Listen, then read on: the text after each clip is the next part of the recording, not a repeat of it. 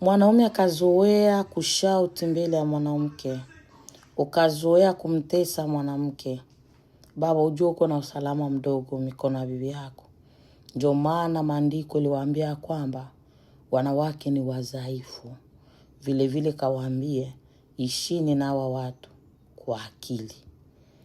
Sasa wanaume wa mingi banakuwa kana tembea na ile ya kusema sisi wanawake tuko wadhaifu, yani inamaanisha tuko wadhaifu kwa kufanya mabaya. Mwanamke ni mwepesi kwa kuamini na mwanamke ni mwepesi tena kwa kuharibu.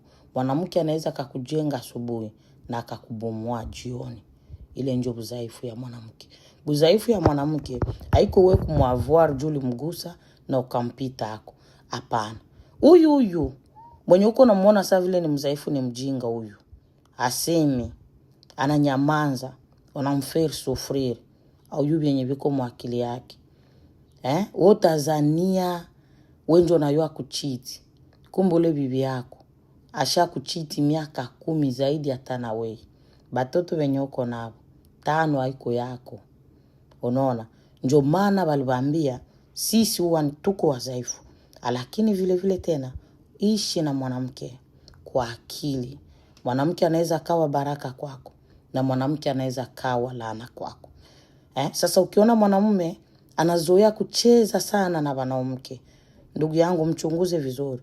Huyu mwanaume anakuwa kanaishi vibaya.